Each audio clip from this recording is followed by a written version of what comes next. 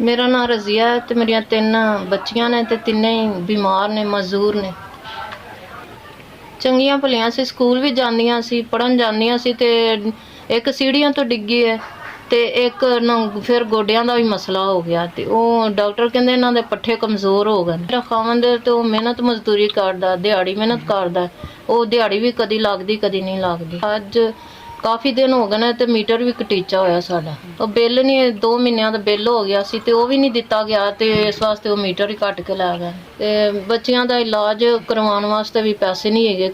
Doctor ਕੋਲ ਜਾਓ ਤਾਂ ਡਾਕਟਰ ਇੰਨੇ ਪੈਸੇ ਮੰਗਦੇ ਨੇ, ਫੀਸ ਹੀ ਬਹੁਤ ਜ਼ਿਆਦਾ ਚੈੱਕ ਕਰਨ ਦੀ, ਫਿਰ ਦਵਾਈ ਕੀ ਲਾਣੀ। 2 ਬੇਟੀਆਂ ਮੇਰੀਆਂ ਜਿਹੜੀਆਂ ਨੇ ਉਹਨਾਂ ਦੀ ਲੱਤਾਂ ਕੰਮ ਨਹੀਂ ਕਰਦੀਆਂ ਤੇ ਇਹ ਤੀਸਰੀ ਮੇਰੀ ਬੇਟੀ ਦਾ ਦਿਮਾਗ ਦਾ ਮਸਲਾ ਹੈਗਾ ਤੇ ਇਹ ਬੋਲਦੀ ਵੀ ਨਹੀਂ ਗਈ ਤੇ ਚੱਲਦੀ ਵੀ ਨਹੀਂ ਗਈ, ਕੰਮ ਵੀ ਨਹੀਂ ਕਰਦੀ। ਇਸ ਤੋਂ ਕਿ ਇਹਨਾਂ ਨੂੰ ਫਿਰ ਬਾਅਦੋਂ ਕੌਣ ਸੰਭਾਲੇਗਾ। ਜਦੋਂ ਦਿਹਾੜੀ ਹੁੰਦੀ ਤੇ ਉਹ ਬਸ ਮਸਾਂ ਰੋਟੀ ਪੂਰੀ ਹੁੰਦੀ ਤੇ ਦਵਾਈ ਵਗੈਰਾ ਕਿੱਥੋਂ ਲਿਆਈਏ। ਤੇ ਕਿ ਮਿਹਨਤ ਕਰਨੇ ਆ, ਮਿਹਰਬਾਨੀ ਹੋਏਗੀ ਜੇ ਮੇਰੀ ਬੱਚੀਆਂ ਦੀ ਮਦਦ ਕਰ ਦਿਓ ਤੇ ਬੱਚੀਆਂ ਠੀਕ ਹੋ ਜਾਣਗੀਆਂ ਤੇ ਤੁਹਾਨੂੰ ਦੁਆਵਾਂ ਦੇਣਗੀਆਂ।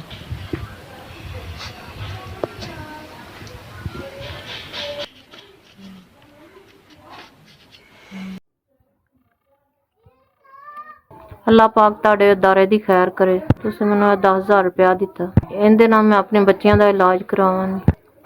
ਮੈਂ ਤੁਹਾਡੇ ਵਾਸਤੇ ਬਹੁਤ ਦੁਆ ਗੋ ਹਾਂ ਕਿ ਤੁਸੀਂ 10,000 ਦੀ ਮੇਰੀ ਤੇ ਮੇਰੇ ਬੱਚਿਆਂ ਦੀ ਮਦਦ ਕੀਤੀ। ਅੱਲਾਹ ਪਾਕ ਤੁਹਾਡੀ ਖੈਰ ਕਰੇ ਤੇ ਇੰਝ ਤੁਸੀਂ ਗਰੀਬਾਂ ਦੀ ਮਦਦ ਕਰਦੇ ਰਹੋ। ਇਹ 10,000 ਨਾਲ ਬੱਚਿਆਂ ਨੂੰ ਡਾਕਟਰ ਕੋਲ ਲੈ ਕੇ ਜਾਵਾਂਗੇ, ਉਹਨਾਂ ਚੈੱਕਅਪ ਕਰਵਾਵਾਂਗੇ, ਦਵਾਈ ਲਵਾਂਗੇ। ਮੈਂ ਤੁਹਾਡੀ ਬੜੀ ਸ਼ੁਕਰਗੁਜ਼ਾਰ ਹਾਂ। ਖੁਦਾ ਤੁਹਾਡੀ ਖੈਰ ਕਰੇ। ਦਿੱਤਾ ਮਿਲ ਗਿਆ ਮੈਨੂੰ, ਮੈਂ ਤੁਹਾਡੀ ਬਹੁਤ ਸ਼ੁਕਰਗੁਜ਼ਾਰ ਤੇ ਤੁਹਾਡੇ ਅਦਾਰੇ ਦੀ ਬਹੁਤ ਬਹੁਤ ਮਿਹਰਬਾਨੀ। ਬਹੁਤ ਬਹੁਤ ਮਿਹਰਬਾਨੀ ਤੁਹਾਡੇ ਵੱਲੋਂ। 10,000 ਰੁਪਇਆ ਜਿਹੜਾ ਤੁਸੀਂ ਭੇਜਿਆ ਮੈਨੂੰ ਮਿਲ ਗਿਆ।